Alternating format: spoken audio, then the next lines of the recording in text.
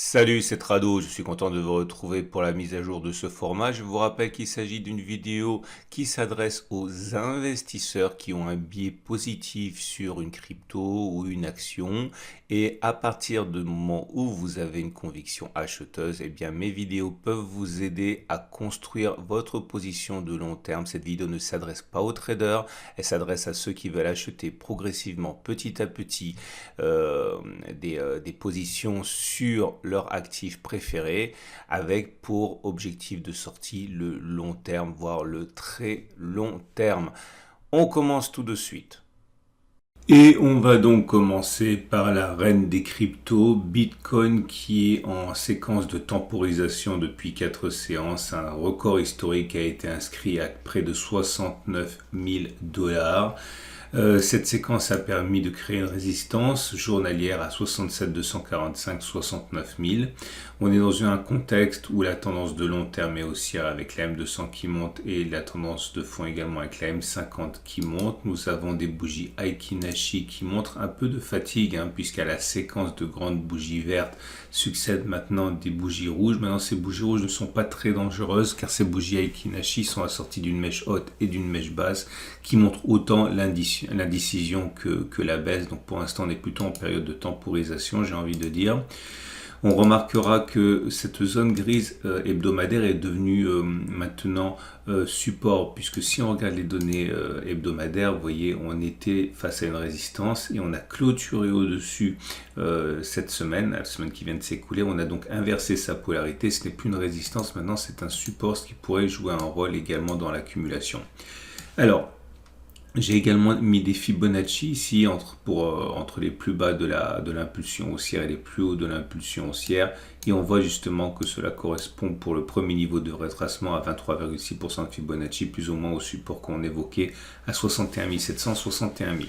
Alors, si on veut investir progressivement, acheter petit à petit des unités de Bitcoin, je pense que beaucoup d'investisseurs pourraient être intéressés par cette zone des 23,6% qu'on n'arrive pas à atteindre pour l'instant.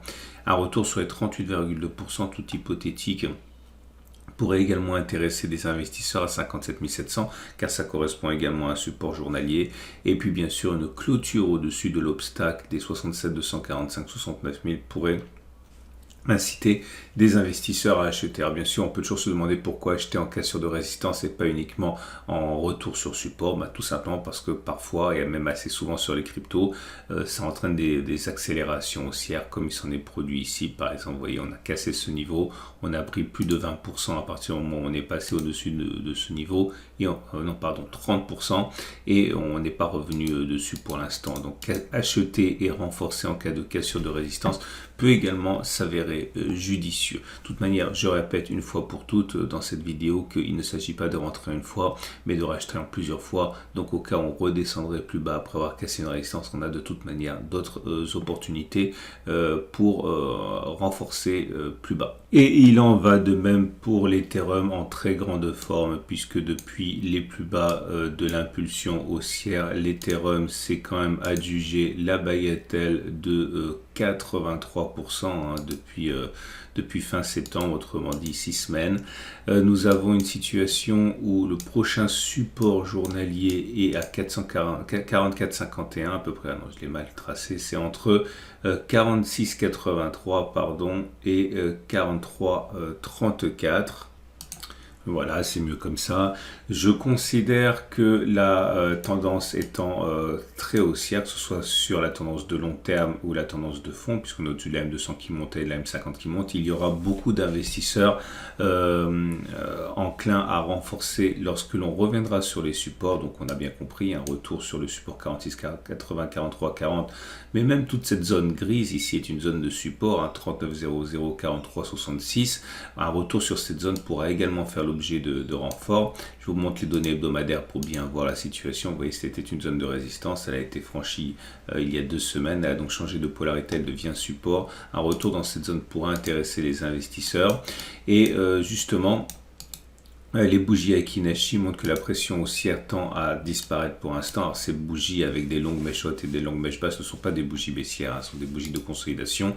Mais en tout cas, on peut espérer qu'une petite correction nous permette de renforcer à des niveaux plus intéressants. Alors justement, j'ai mis les Fibonacci par rapport à la grande impulsion haussière que j'ai évoquée tout à l'heure depuis les plus bas, les fameux 83% de hausse. Et on voit qu'un retour sur les 23,6% de Fibonacci correspondrait justement au 42 à la convergence des supports hebdomadaires et supports journaliers. Si ça pouvait aller chercher cette zone, ou même encore mieux les 41,17 à 38,2% de Fibonacci, ce sont des zones d'accumulation intéressantes.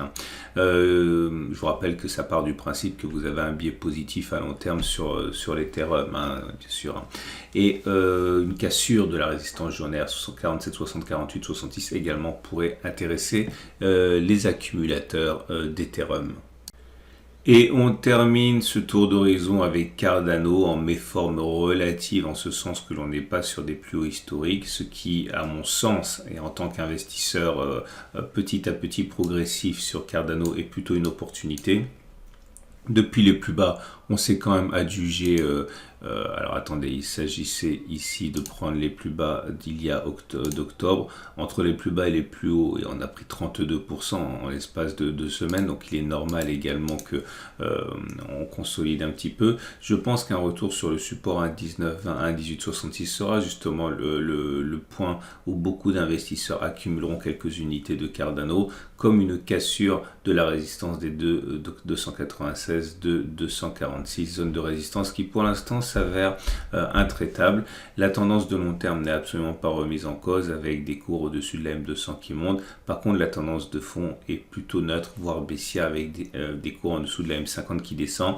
Je maintiens que pour l'instant ce n'est pas très grave et en tant qu'investisseur de Cardano, les aficionados profitent encore une fois des retours sur le support pour renforcer.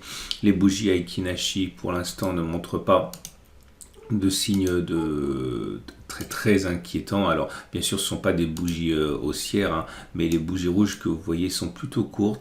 La dernière, celle qui est en construction, a une mèche haute. Bref, ce ne sont pas des bougies de pression baissière importante. C'est pas haussier, mais ce n'est pas baissier comme ça l'a pu l'être précédemment avec des grandes bougies rouges sans mèche haute. Donc encore une fois, pour l'instant ça ressemble plus à de la consolidation, de la latéralisation dans une espèce de canal constitué par la résistance et le support ici qu'autre chose.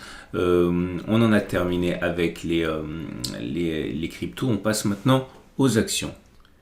Et la première action du jour est Eramet. Eramet qui a beaucoup souffert il y a 3 semaines avec un plongeon de 23% en l'espace on va dire une dizaine de séances.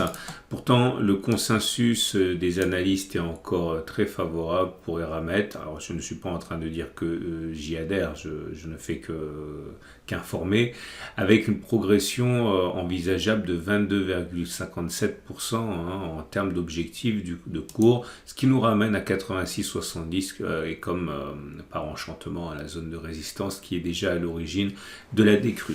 Ce qui voudrait dire, donc on l'a compris, que si on progressait à partir des niveaux actuels, on pourrait envisager de faire une progression de 20%.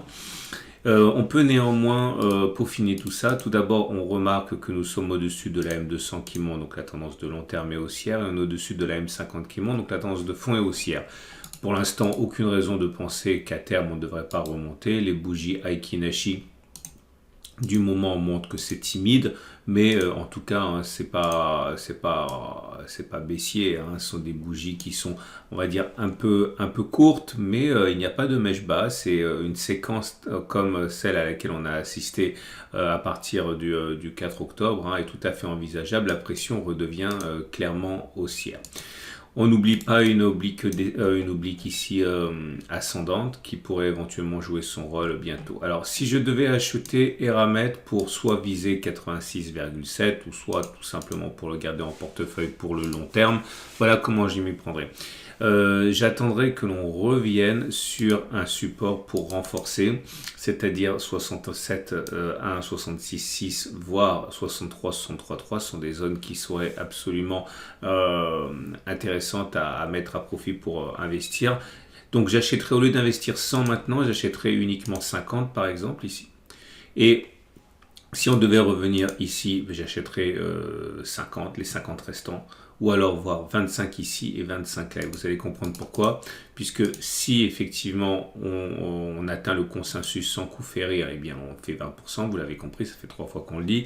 Si maintenant la hausse est plus limité, enfin plus haché on va dire, comme on rentre une position ici et la deuxième position ici, sur la deuxième position, celle qui ferait 50 et 50, donc on arrivera à une progression de 30% au lieu de simplement 20%. Et si on est même patient et qu'on a de la chance et qu'on rentre 50 maintenant, 25 ici et 25 là, sur la dernière position, on peut même envisager de progresser de 40% environ. Donc voilà comment je m'y prendrai. Maintenant, ceux qui veulent se lancer dans une stratégie de trend following, tout commence après en fait. Et si on devait passer et clôturer au-dessus de ces 87,7, ça pourrait être effectivement très intéressant à mettre en portefeuille dans une stratégie de trend following, sans doute avec un stop loss en dessous de cette zone. Mais bon, pour l'instant, on a le temps de voir venir ça. Dernière opportunité pour faire du trend following, acheter si on va chercher le support intermédiaire ou le support hebdomadaire et laisser courir avec un stop loss très classique mis en dessous de la moyenne mobile à 200 jours. Et on termine ce tour d'horizon avec deux Richebourg, très belle valeur si on en juge l'évolution depuis quelques mois. Regardez, ne serait-ce qu'en un an, en fait, la valeur a déjà pris la bagatelle c'est une des plus grosses progressions de la cote, 76% depuis le début de l'année. Et on peut donc être légitimement intéressé par une stratégie sur deux Richebourg. Alors, première des choses à noter, la tendance est toujours haussière avec la tendance de fond qui est montante et la tendance de long terme qui est montante aussi. Les cours sont au-dessus de la M50 et de la M200 qui montent. Les bougies Aiki Nashi montrent que la pression du moment est plutôt en amélioration, comme on peut le voir avec des bougies qui étaient rouges et qui maintenant sont, on va dire, la dernière est verte, la précédente avait une mèche haute et une mèche basse, donc ce sont des bougies plutôt d'indécision, mais il y a vraiment des velléités de dynamique haussière. Le problème étant que, nous sommes au contact d'une résistance hebdomadaire, ici les 17 zones qui a bloqué les cours de manière assez évidente depuis septembre. Nous sommes également à l'intérieur d'un biseau ascendant. Il faut savoir que les biseaux ascendants ont tendance à se casser plus souvent par le bas que par le haut. C'est pas une nécessité, il y en a qui cassent aussi par le haut, mais il faut savoir que voilà, les biseaux ascendants se cassent plus souvent par le bas. On a un support, le support journalier ici qui est le plus immédiat est à 9,2, 9,42 et j'aurais tendance à rajouter même un support intermédiaire ici, discret mais quand même, ce support s'établit à 9,8, 9,7 euros. Donc voilà comment je m'y prendrais si je devais investir sur deux Richebourg dans une méthode d'accumulation progressive pour le long terme. Première des solutions, si je devais investir 100, j'investirais pas maintenant 100 parce que c'est une zone qui est dangereuse avec la résistance, on l'a déjà mentionné. J'ajouterais que j'investirais en plusieurs parties, par exemple 33 maintenant, comme ça, si les cours franchissent l'obstacle ici, eh bien tant mieux, je suis déjà investi. Je rajouterai un tiers en cas de clôture au-dessus de la résistance hebdomadaire. Alors ça ferait que 66 naturellement, tant pis, c'est le prix à payer pour avoir accès à la deuxième stratégie qui serait d'investir 33 maintenant. Et si on descend chercher le support intermédiaire ici, j'investirai 33 restants. Et encore 33 au cas où on irait chercher le support journalier de 9,942. Il y a des façons de panacher puisqu'on a aussi un support hebdomadaire ici. On pourrait également envisager de faire simplement 25, 25, 25 et 25. Bref, vous avez compris que les retours sur support sont intéressants pour accumuler si on considère que les cours vont repartir ensuite vers le haut et également les cassures de résistance. Alors si on essaie de faire le cas le plus favorable, imaginons que l'on descende et que l'on remonte sur le support hebdomadaire. Si on achète tout maintenant, eh bien ça fait 0 de progression. Par contre, si on achète 33 seulement ici, 33 sur cette zone, et bien sur cette zone, la deuxième position nous fait un gain de 8%. Si on achète encore un peu ici, cette position nous ferait 12%. Et si on achète encore sur le support hebdomadaire, cette position-là nous ferait 15%. Bref, vous aurez compris que l'intérêt de diviser et de lisser l'entrée, c'est que, vous pouvez bénéficier d'un scénario très favorable. Et si ça se passe encore mieux, en ce sens que ça démarrerait comme une trombe, eh bien le seul prix à payer, c'est le fait qu'on ne soit pas pleinement réellement investi, c'est pas grave, ça laisse de l'argent pour investir sur autre chose. Maintenant, si vous êtes un trend follower, je pense, c'était un trader de tendance, à titre personnel, ce que je ferai, je rentrerai au cas où on clôturerait au-dessus des 10,7. Je mettrai mon premier stop de protection en cas de retour en dessous de cette résistance hebdomadaire et je laisserai filer la position. Autre solution, on peut acheter en cas de cassure de cette zone des 10,7 et puis mettre un stop beaucoup plus large, comme par exemple en cas de clôture sous la M7 ou en cas de clôture sous la M200. Ça a bien fonctionné avec la M200. Regardez cette stratégie qui était de casser et d'acheter sur chaque franchissement de résistance. Vous voyez, on aurait pu rentrer ici, on aurait pu rentrer là, on aurait pu rentrer là, avec un stop loss, un stop de protection en dessous de la M200, il n'aurait pas été touché. Et depuis, vous voyez la progression à laquelle on a assisté, hein. On en est déjà à 50% si on était rentré à 6,7, on serait avec une entrée à 7,3, à 40% de progression. Bref, en tout cas, vous avez compris, pour moi, c'est la cassure et la clôture au-dessus des 10,7 qui m'intéresseraient. Voilà ce qu'on pouvait dire pour les 3 grandes cryptos qu'on a sélectionnées et ces 2 actions également qui pourraient vous intéresser. Je vous rappelle qu'il ne s'agit pas de conseils, il s'agit d'une aide à l'optimisation des entrées si vous avez un biais positif sur l'actif en question. Je vous invite à regarder toutes les actions qu'on a déjà étudiées dans la playlist actions de ce format. Vous pouvez également vous abonner à ma chaîne YouTube. Il y a de nouvelles actions et de nouvelles analyses tous les jours. N'oubliez pas non plus de regarder à la fin de cette vidéo la stratégie d'investissement de très long terme en actions sur des trackers, sur des ETF, hein, dans le cadre de votre assurance vie par exemple, ou dans le cadre de votre compte titre. Et également la préparation de la semaine de trading et l'analyse technique de l'or. Tout ça, ça vous attend si vous le désirez après cette vidéo. Je vous donne rendez-vous donc tous les jours ou la semaine prochaine pour la mise à jour de ce format.